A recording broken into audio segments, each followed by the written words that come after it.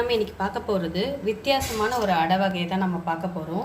இது morning பிரேக்ஃபாஸ்ட்டுக்கோ evening ஸ்நாக்ஸாவோ இல்லை night டின்னருக்கோ நம்ம யூஸ் பண்ணிக்கக்கூடியது தான் இது. இதில் எல்லா வகையான பருப்பும் போட்டு அது கூடவே குதிரைவாலி அரிசியும் சேர்த்து நம்ம செஞ்சுருக்கிறோம். இது கண்டிப்பாக ஒரு ஆரோக்கியமான உணவாகவும் இருக்கும், அதே சமயத்தில் ஒரு டிஃப்ரெண்ட்டான டேஸ்ட்டு கொடுக்கக்கூடிய வகையாகவும் இருக்கும். எல்லா வகை பருப்பும் சேரும் போது அதில் எல்லா விதமான ஊட்டச்சத்துமே அதில் சேர்ந்ததாகவே இருக்கும். குழந்தைங்களுக்கு இது கொடுக்கறதுனால நமக்கு நல்ல ஆரோக்கியமாகவும் இருக்கிறதுக்கு அது பயன்படும்.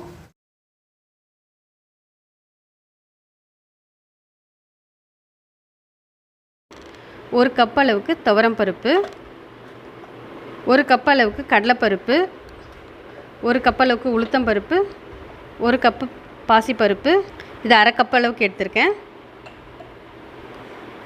பச்சைப்பயிறு ஒரு அரை கப்பு, கருப்பு உளுந்து, வெள்ளை உளுந்தும் ஆட் பண்ணியிருக்கோம். கருப்பு உளுந்து இன்னுமே ஊட்டச்சத்து அதிகமானது, ஸோ அதுவும் சேர்த்து ஆட் பண்ணியிருக்கேன். கருப்பு உளுந்தும் ஒரு அரை கப் அளவுக்கு எடுத்திருக்கேன்.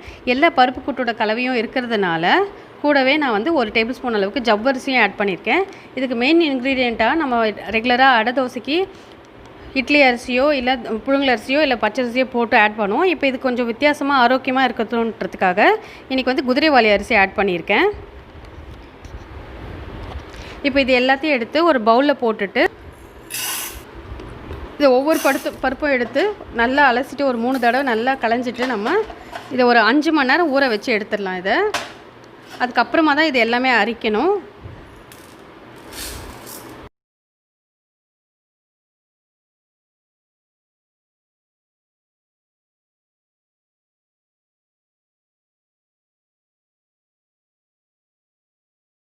ஸோ இப்போ இது எல்லாத்தையும் தண்ணி போட்டு நம்ம ஊற வச்சிடலாம். இதுக்கு கூடவே வந்து இப்போ ஒரு 10 பெரிய மிளகாய் எடுத்துருக்கேன். இதுக்கு தேவையான அளவுக்கு காரத்துக்கு, உங்களுக்கு இன்னும் அதிகமாக தேவைனாலும் நீங்கள் காரத்துக்கு ஏற்ற மாதிரி எடுத்துக்கோங்க. இப்போ 10 காஞ்ச மிளகாவை இது ஊற வைக்கும் போதே நம்ம ஊற வச்சு நல்லா மேலே ஒரு தட்டு போட்டு மூடிடலாம். மிளகா நல்லா தண்ணியில் ஊறும் போது தான் நல்லா அரைப்படும், நல்ல டேஸ்ட்டும் கொடுக்கும். இந்த அடை தோசைக்கு வந்து மிளகா எந்த அளவுக்கு ஊறுதோ அப்போ தான் நல்ல காரமும் நல்ல அதுக்கு டேஸ்ட்டும் கொடுக்கக்கூடியது இந்த மிளகா தான். ஸோ இப்போ இதையும் சேர்த்து ஊற வச்சிடலாம் 5 மணி நேரம் நம்ம.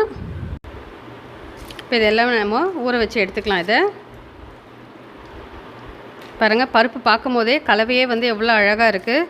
அதே போல் நம்ம சேர்த்து சமைக்கும் போது ஆரோக்கியமும் கூடவாக இருக்கும் நமக்கு.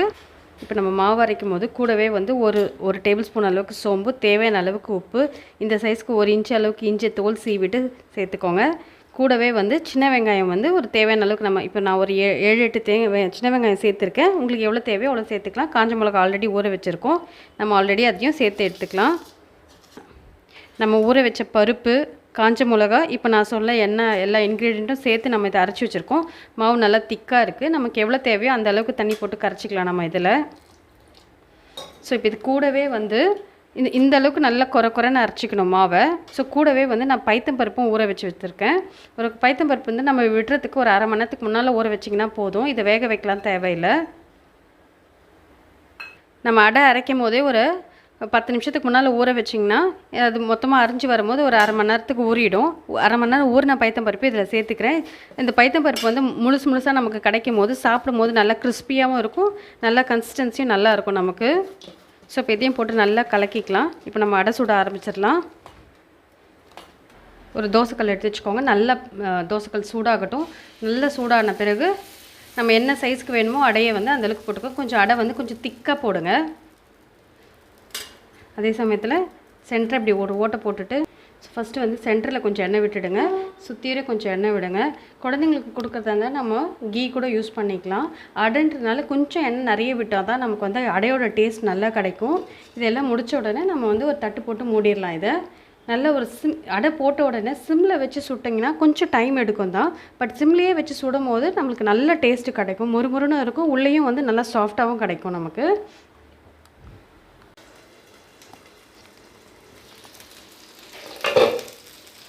பாருங்கள், ஃபஸ்ட்டு நம்ம அடை எடுக்கும் போது இப்படி திருப்பி பார்க்கணும். இது நல்ல கலர் வந்துடுச்சுன்னா, ப்ரௌன் கலர் வந்துச்சுன்னா அதுக்கப்புறமா தான் திருப்பி போடணும். பாருங்கள், நல்லா சூப்பராக இருக்குது கலரு, பார்க்கவும் சூப்பராக இருக்கும், சாப்பிடும் போதும் நமக்கு நல்ல ஹெல்த்தியாக இருக்கும். எல்லா 7 பருப்பும் கூட்டு வகையாக நம்ம பண்ணியிருக்கோம், அதுவும் குதிரைவாலி அரிசியில் பண்ணியிருக்கோம். கண்டிப்பாக இது சாப்பிட்றதுக்கு டேஸ்ட்டாக இருக்கும், ஆரோக்கியமான ஒரு உணவாகவும் இருக்கும்.